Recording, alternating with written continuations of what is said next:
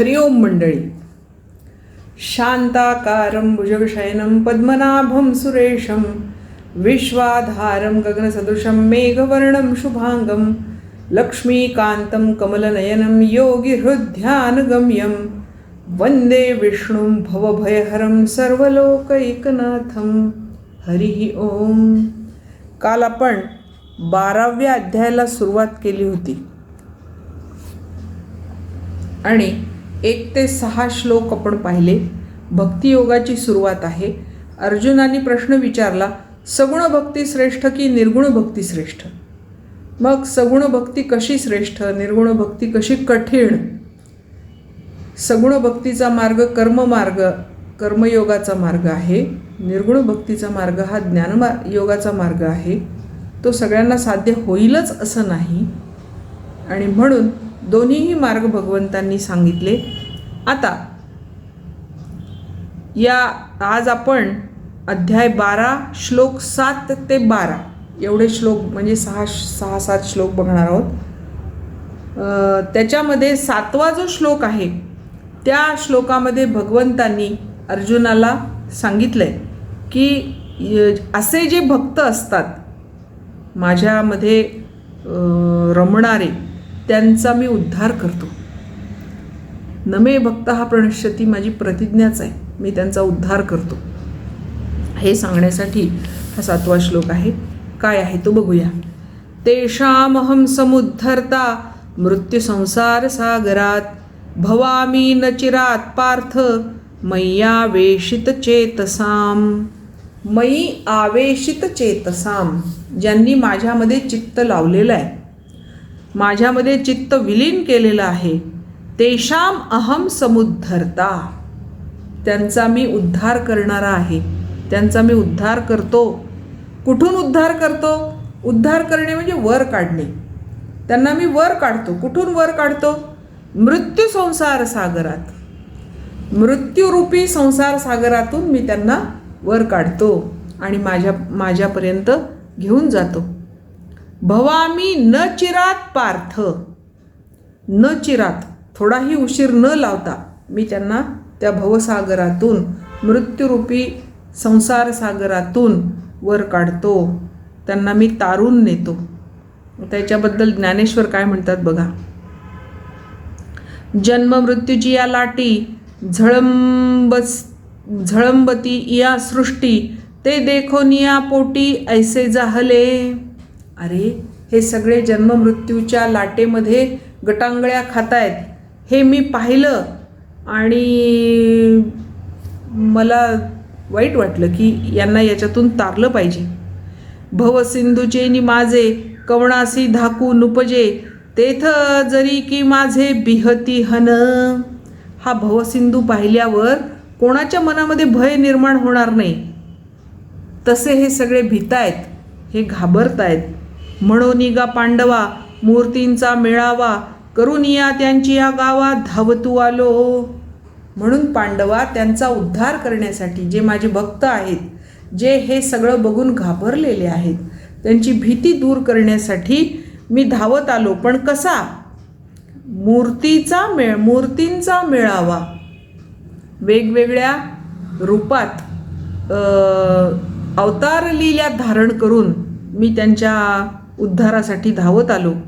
नामाची या सहस्रवरी नावा या अवधारी सजून या संसारी तारू जाहलो. मीच यांच्यासाठी नौका झालो. कशी नौका झालो? नामाची या सहस्रवरी, माझे हजारो नाम मी नौका रूपाने यांना दिले. त्यांच्यासाठी या विविध नावांनी सजून मी इथे आलो आणि त्या नामांनी त्यांना मी तारून नेलं. आणि जेव्हा का भक्ती दिधली आपुली चित्तवृत्ती तेव्हाची मज सूती त्यांची ये नाटी. जेव्हा ज्या क्षणी ते आपली भक्ती मला अर्पण करतात, त्या क्षणी त्यांच्या त्या भक्तीच्या खेळामध्ये मी त्यांच्याबरोबर सहभागी होतो. या कारणे भक्तराया हा मंत्र तुवा धनंजया शिकीजे जैयया मार्गा भजिजे. हा मार्ग तुला जर आवडला असेल, हा मार्ग जर तुला भजायचा असेल सगुण भक्तीचा, तर हे भक्तराया हा मंत्र तुवा धनंजया शिकीजे. माझ्यामध्ये चित्त अर्पण करण्याचा जो मंत्र आहे तो तू शिकून घे आणि तू पण माझा भक्त हो आणि या खेळामध्ये सामील हो, असं भगवंत त्याला म्हणतात. तेषाम अहम समुद्धरता मृत्यू संसार सागरात भवामी नचिरात पार्थ मयी आवेशित चेतसाम. ज्यांनी माझ्यामध्ये आपलं चित्त रमवलंय, युक्त केलंय, जोडून टाकलंय, अर्पण केलंय, असा तो भक्त. आता पुढे भगवत प्राप्ती कशी कशी होते त्याचे प्रकार पुढच्या एकेका श्लोकात सांगितले. आता या 8व्या श्लोकामध्ये असं म्हणतात भगवंत की ध्यानाच्या माध्यमातून भगवत प्राप्ती होते. मय्येव मन आधत्स्व मयि बुद्धिम निवेशय निवसिष्यसि मय्येव अत ऊर्ध्वं न संशयः. माझ्यामध्ये मन अर्पण करून टाका, ठेवून द्या माझ्यामध्ये. मय्येव मन आधत स्व, आधत स्व म्हणजे गुंतवून टाक, लावून टाक. मयी बुद्धिम निवेशय, मन माझ्यामध्ये लावायचं, बुद्धी पण माझ्यामध्ये प्रविष्ट करून टाकायची. मन आणि बुद्धी दोन्ही देऊन टाकायचं. त्याचं कारण आहे, आधी बुद्धी निश्चय करते आणि मन त्याप्रमाणे संकल्प करतो. मग बुद्धी आणि निश्चय आणि संकल्प दोन्ही माझ्याकडे देऊन टाक, म्हणजे मग तो मीच होऊन जातो. निवसिष्यसि मयी एव, हे सगळं तू माझ्यामध्ये प्रविष्ट केलंस, माझ्यामध्ये लावून टाकलंस, गुंतवून टाकलंस की मग अत ऊर्ध्वं न संशया, नंतर काही संशयच उरत नाही. मी तुला उद्धारून नेतो, मी तुझा उद्धार करतो, यात काही संशयच राहण्याचं कारण नाही. याच्याबद्दल ज्ञानदेव म्हणतात, अगा मानस हे एक माझ्या स्वरूपी वृत्तिक करू निघाले निष्टंक बुद्धिनिश्चयेसी. अरे हे तुझं एक मन आहे ना, हे माझ्या स्वरूप, त्याची वृत्ती माझ्या स्वरूपामध्ये लावून टाक. मनाच्या वृत्ती विषयांकडे धावणारे असतात, तिथून आण आणि माझ्यामध्ये लावून टाक आणि त्या माझ्यात स्थिर कर. तुझी बुद्धी आणि मन या दोघींना माझ्यामध्ये स्थिर करून टाक. ये दोन्ही सरीसी मज माझी प्रेमेसी रिगाली तरी पावसी माते तू गा. या दोन्ही गोष्टी जर माझ्यामध्येच प्रविष्ट झाल्या तर तू पण मलाच प्राप्त होशील, तू माझ्याकडेच येशील. जे मनबुद्धी इही घर केले माझ्या ठाई तरी सांगे मग काही मी तू ऐसे उरे.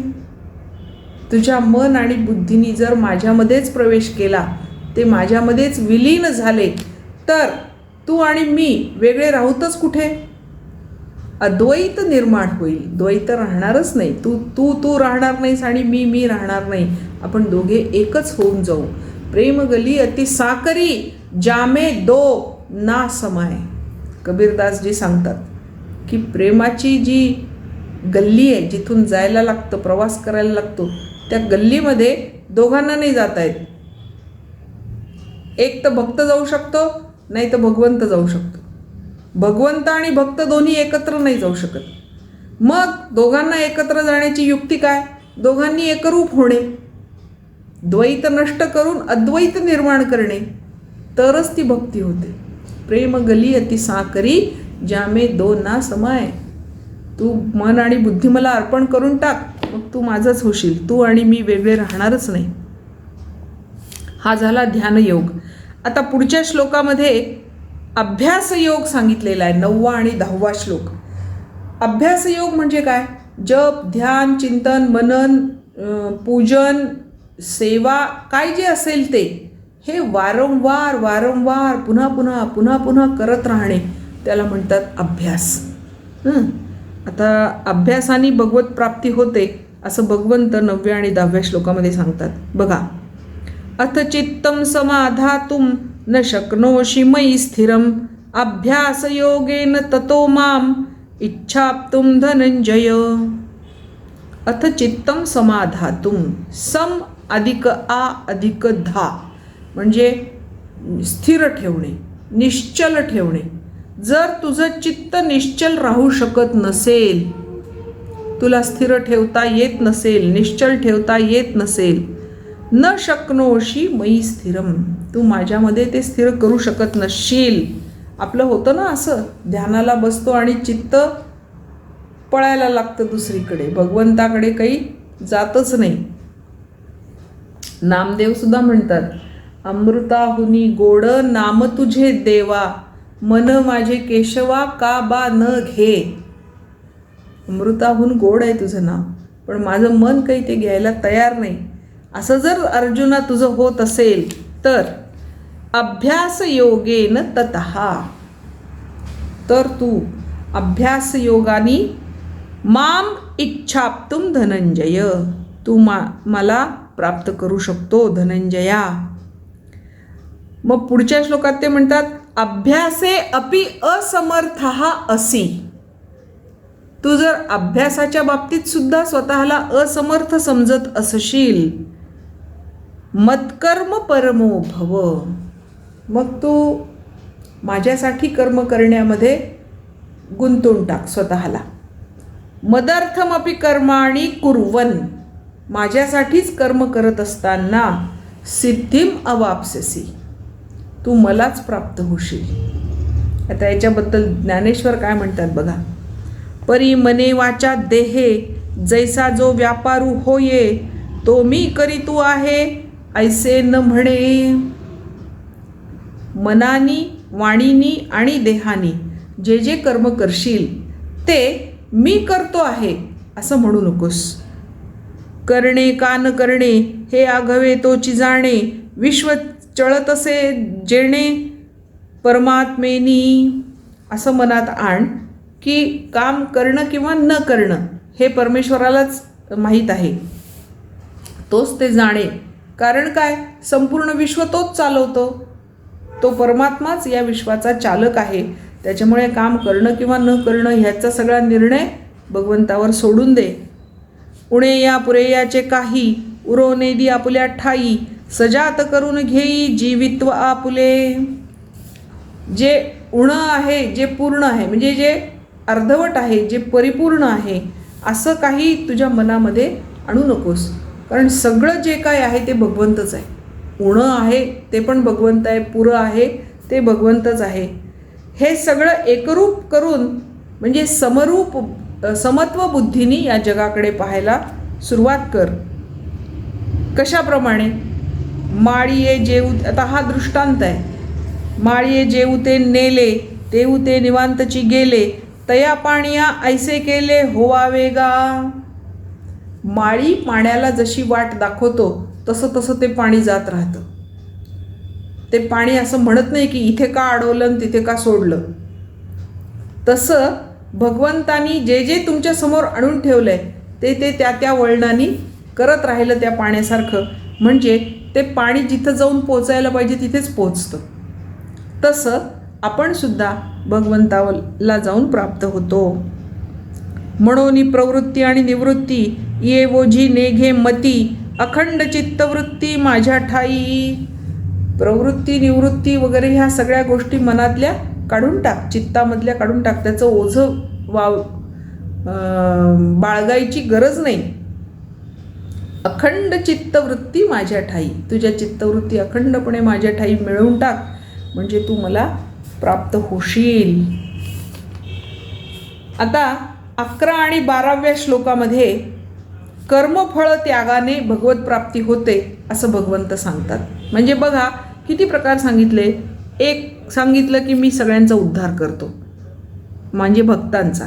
मग त्याच्यासाठी एक तर ध्यान मार्ग आहे, एक तर अभ्यास मार्ग आहे, आणि नाही तर कर्मफळ त्यागाचा मार्ग आहे. कर्मफळाचा त्याग केला की भगवंत त्या मनुष्याचा उद्धार करतात, त्या भक्ताचा. अथ एतदपि अशक्तोसी कर्तुम मद्योगमाश्रितः.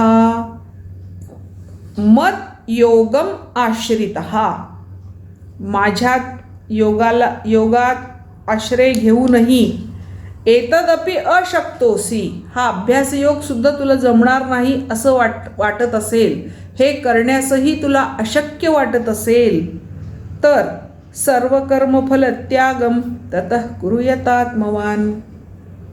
तर मग अर्जुना, तू सर्व कर्मफळांचा त्याग अत्यंत मन आणि बुद्धीवर विजय मिळवून प्रयत्नपूर्वक तू करावास असं मला वाटतं. आता सर्व कर्मफळ त्याग म्हणजे काय? तर कायेनी केलेली कर्म, वाणीनी केलेली कर्म, मनानी केलेली कर्म, बुद्धीनी केलेली कर्म, या सगळ्या कर्मांच्या सगळ्या फळांचा त्याग किंवा ही सगळी फळं परमेश्वराला अर्पण करणे याला म्हणतात सर्व कर्मफल त्याग. मदयोग आश्रितहा, माझ्या प्राप्तिरूप योगाचा आश्रय करून, म्हणजेच काय, माझी प्राप्ती होण्याच्या इच्छेनी तू जर हे करशील, सर्व कर्मफळांचा त्याग करशील, यतात्मवान, आत्मवान होऊन, म्हणजेच काय, तर मनातल्या सगळ्या आसक्ती द्वंद्व वगैरे काढून टाकून तू जर हे करशील तर तुला भगवत प्राप्ती नक्की होईल, म्हणजे मीच प्राप्त होईल. कारण आणि मग पुढे असं आता ही वरची जी परंपरा सगळी सांगितली आहे, या परंपरेमध्ये एक गोष्ट दुसऱ्यापेक्षा कशी श्रेष्ठ आहे हे 12व्या श्लोकात सांगितलं आहे बघा. श्रेयो हि ज्ञानम अभ्यासात ज्ञानात ध्यानम विशिष्यते ध्यानात कर्मफल त्यागः त्यागात शांती अनंतरम. किती छान साखळी लावून सांगितली. श्रेयो हि ज्ञानम अभ्यासात, ज्ञान हे अभ्यासापेक्षा अधिक श्रेयस्कर आहे, अधिक श्रेष्ठ आहे. काय सांगितलंय? श्रेयो हि ज्ञानम अभ्यासात, अभ्यासापेक्षा म्हणजे अभ्यास योगापेक्षा ज्ञान हे श्रेयस्कर आहे. ज्ञानात ध्यानम विशिष्यते, ज्ञानापेक्षा ध्यान अधिक वैशिष्ट्यपूर्ण आहे, श्रेष्ठ आहे. ध्यानात कर्मफल त्याग, ध्यानापेक्षाही सगळ्यात श्रेष्ठ आहे तो कर्मफळांचा त्याग करणं. आणि त्यागात शांती अनंतरम, तात्काळ त्यागाच्या द्वारे अनंतरम म्हणजे अंतर न ठेवता त्वरित ताबडतोब त्याग केला की त्वरित शांती प्राप्त होते.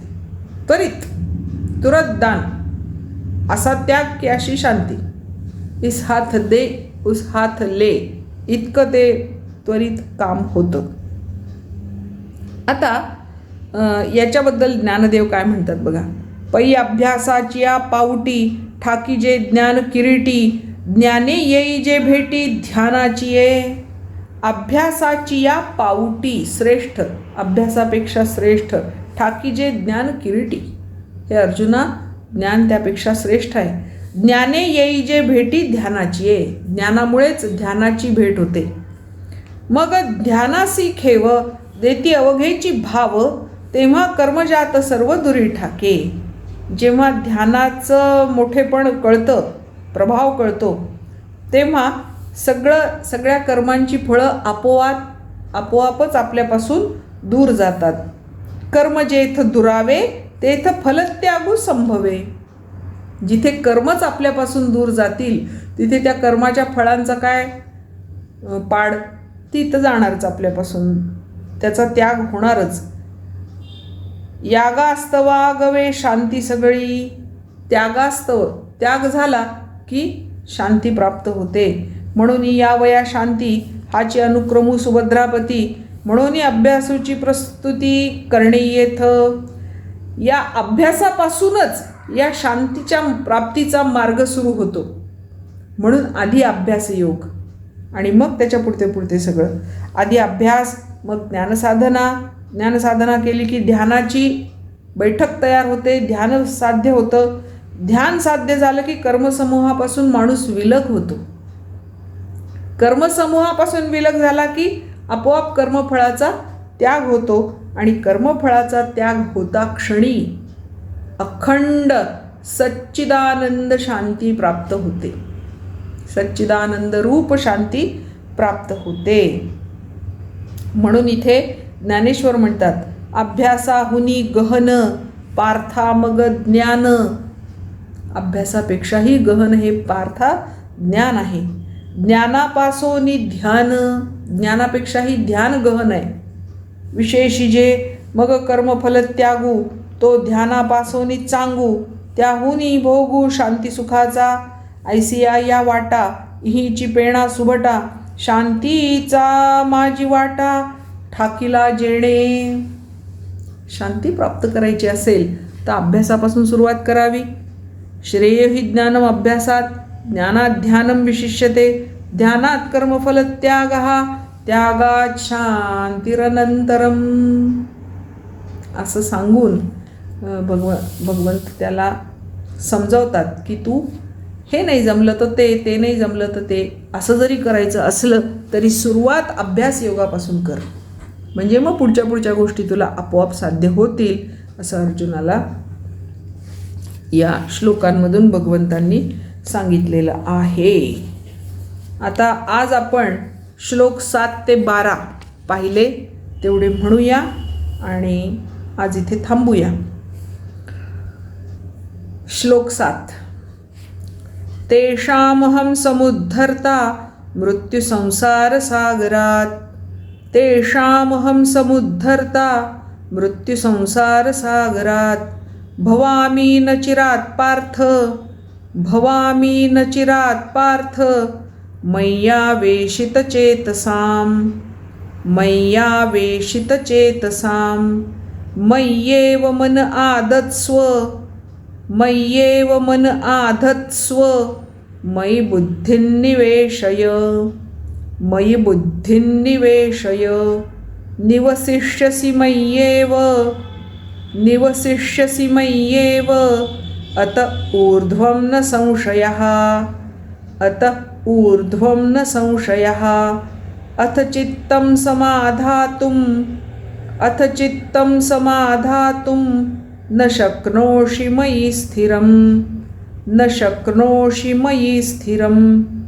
अभ्यासयोगेन ततो, अभ्यासयोगेन ततो मामिच्छाप्तुं धनञ्जय, मामिच्छाप्तुं धनञ्जय.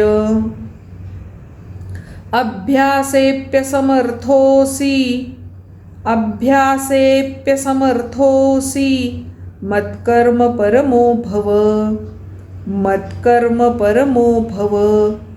मदर्थमपि कर्माणि, मदर्थमपि कर्माणि कुर्वन् सिद्धिमवाप्स्यसि, कुर्वन् सिद्धिमवाप्स्यसि. अथैतदप्यशक्तोऽसि, अथैतदप्यशक्तोऽसि, कर्तुं मद्योगमाश्रितः, कर्तुं मद्योगमाश्रितः. सर्वकर्मफलत्यागं, सर्वकर्मफलत्यागं ततः कुरु यतात्मवान्, ततः कुरु यतात्मवान्. श्रेयो हि ज्ञानमभ्यासात्, श्रेयो हि ज्ञानमभ्यासात्, ज्ञानाध्यानं विशिष्यते, ज्ञानाध्यानं विशिष्यते. ध्यानात् कर्मफलत्यागः, ध्यानात् कर्मफलत्यागः, त्यागात् शान्तिरनन्तरं, त्यागात् शान्तिरनन्तरं. हरिः ओम. आज इथे थांबू, बाकी भाग उद्या.